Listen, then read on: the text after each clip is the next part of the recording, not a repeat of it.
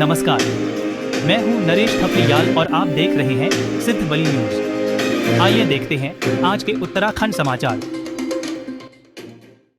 मुख्यमंत्री पुष्कर सिंह धामी ने नई दिल्ली में नवनिर्वाचित मुख्यमंत्री रेखा गुप्ता से भेंट कर उन्हें नई जिम्मेदारी के लिए बधाई एवं उज्जवल कार्यकाल के लिए शुभकामनाएं दी। सीएम धामी ने कहा कि रेखा गुप्ता के कुशल नेतृत्व में दिल्ली विकास के नए आयाम स्थापित करेगी और जनता की आकांक्षाओं को पूरा करने में सरकार सफल रहेगी। विधानसभा में संसदीय कार्य मंत्री और शहरी विकास मंत्री प्रेमचंद अग्रवाल के पर्वतीय समाज के प्रति की गई टिप्पणी से आक्रोश भड़क गया।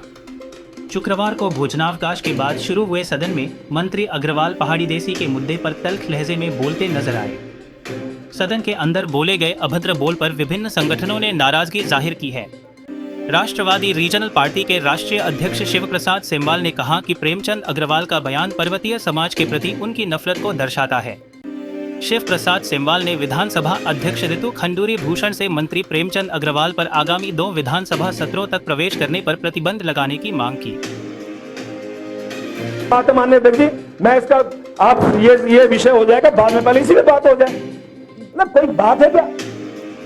मतलब पहाड़ी देसी क्या ये उत्तराखंड किसी पहाड़ के लोगों के लिए बना जो, और पहाड़ में है कौन? कोई मध्य प्रदेश से आया, कोई राजस्थान से आया, कोई कहीं से आया। अब एक कमर्शियल ब्रेक है, देखते रहिए Siddh Bali news. Happy home public school, Jaunpur Kotdwar, winner of Swachh Vidyalaya Puraskar. Admission open class nursery to class 11। Please visit our school. UPNAL कर्मचारियों के नियमितीकरण की मांग को लेकर खानपुर के विधायक उमेश कुमार विधानसभा पहुंचे और सरकार को घेरने का काम किया।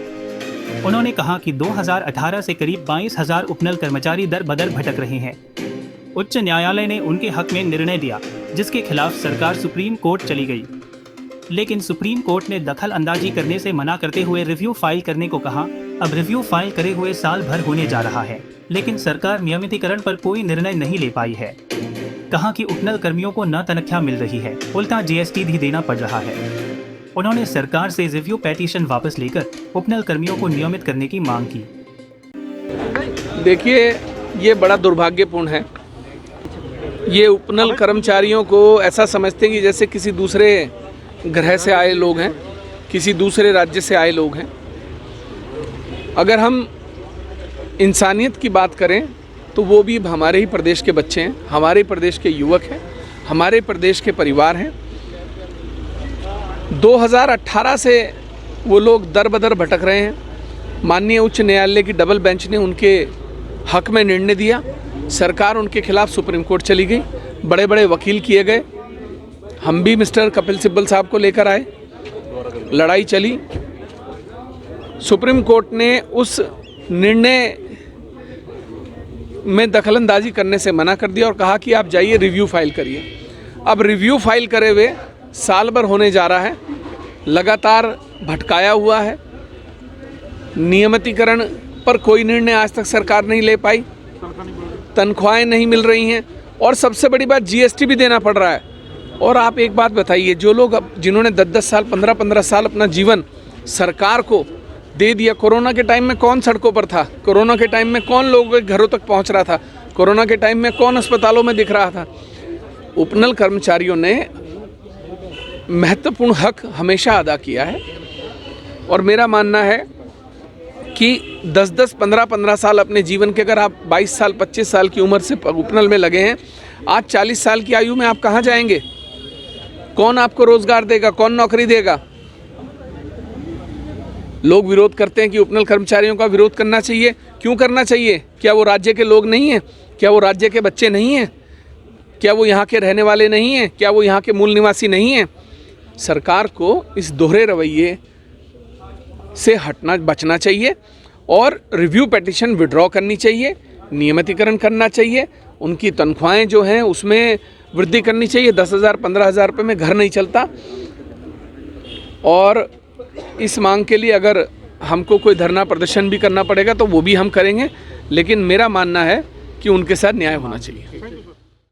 गैरसैंण में सत्र न होने के मुद्दे को लेकर उपनेता प्रतिपक्ष भुवन कापड़ी समेत विपक्षी विधायक कंबल लपेटकर सरकार पर गैरसैंण में ठंड होने की वजह से सत्र न करवाए जाने तंज कसते नजर आए। दरअसल गैरसैंण उत्तराखंड की ग्रीष्मकालीन राजधानी होने के कारण यह बजट सत्र गैरसैंण में आयोजित किया जाना था। इसी बात का मुद्दा बनाकर विपक्षी विधायकों ने सरकार को घेरने का काम किया। वहीं दूसरी ओर सत्ता पक्ष के विधायक खजान दास के कहा कि गैरसैंण विधानसभा में इस वक्त कार्य गतिमान होने के कारण यह सत्र देहरादून में आयोजित करवाया गया है।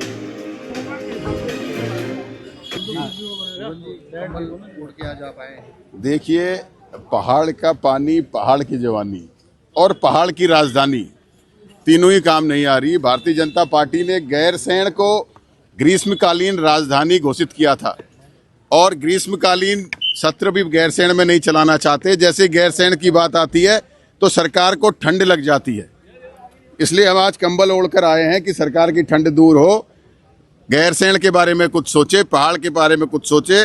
सरकार की पहाड़ विरोधी मानसिकता साफ साफ दिखाई देती है। सरकार को जगाने के लिए, सरकार की ठंड को भगाने के लिए, गैरसैंण की याद दिलाने के लिए हम ये कंबल ओढ़कर आए हैं। बजट में भी गैरसैंण के लिए नाम मात्र, सिर्फ नाम गैरसैंण का आ जाए इतना बजट रखा हुआ है। इसलिए हम भारतीय जनता पार्टी की सरकार के इस बजट का भी विरोध करते हैं और ये कहते हैं कि सरकार की पहाड़ विरोधी सोच साफ साफ गया है। जिलाधिकारी डॉक्टर आशीष चौहान ने कलेक्ट्रेट सभागार में राजस्व की मासिक स्टाफ समीक्षा बैठक ली। उन्होंने बैठक में राजस्व, रेगुलर पुलिस, पूर्ति विभाग, आबकारी विभाग, राजस्व वसूली, लंबित वाद सहित अन्य की अभी तक की गई कार्यवाही पर समीक्षा करते हुए संबंधित अधिकारियों को आवश्यक निर्देश दिए।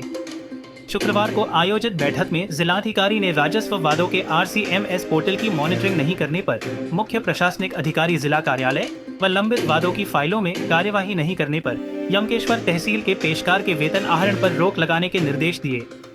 जिलाधिकारी ने अपर जिलाधिकारी को यह भी कहा कि जिन विभागों द्वारा ई-फेस प्रणाली में कार्य नहीं किया जा रहा है उन्हें चेतावनी जारी करें।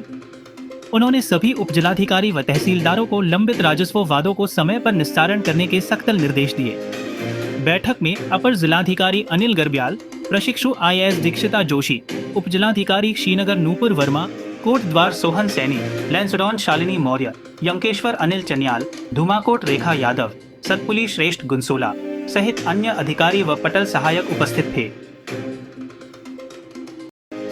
अब एक कमर्शियल ब्रेक है, देखते रहिए सिद्ध बली न्यूज।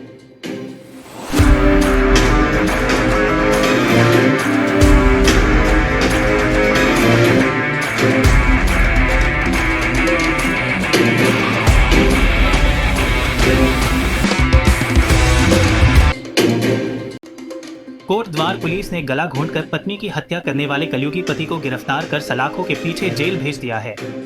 कोटद्वार कोतवाल रमेश तनवार ने बताया कि 20 फरवरी को देवी रोड जल निगम स्टोर कोटद्वार के पास रहने वाले मनोज रावत अपनी पत्नी शशि देवी उम्र 32 वर्ष का गला घोंट दिया था, जिसे अस्पताल ले जाया गया तो डॉक्टर ने शशि देवी को मृत घोषित कर दिया था।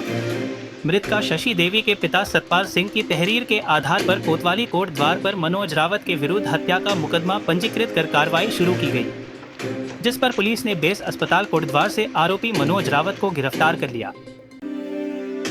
हरिद्वार पुलिस ने 10 ग्राम अवैध स्मैक के साथ एक शातिर नशा तस्कर को दबोचा है।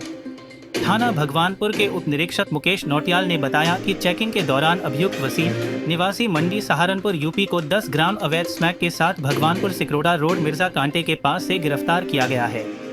उसके खिलाफ NDPS अधिनियम में मुकदमा पंजीकृत कर जेल भेज दिया गया है। Good opportunity to all newcomers. Take admission at Baluni classes and make your future bright. Admission open for batch 2025 to 2026. A premier institute for medical and engineering entrance exam. We provide a school integrated program for NTSC, Olympiad, KVPY, NEET, JEE, NDA entrance exam for 12th pass student. There is an entrance exam for your bright and success future. Join us at Baluni classes, Devi road near TVS showroom Kotdwar Pauri Garhwal. तो यह थे आज के समाचार। कल फिर इसी समय उत्तराखंड की प्रमुख खबरों के साथ उपस्थित होऊंगा। समाचारों से सीधे जुड़ने के लिए कृपया हमारे चैनल को सब्सक्राइब कीजिएगा।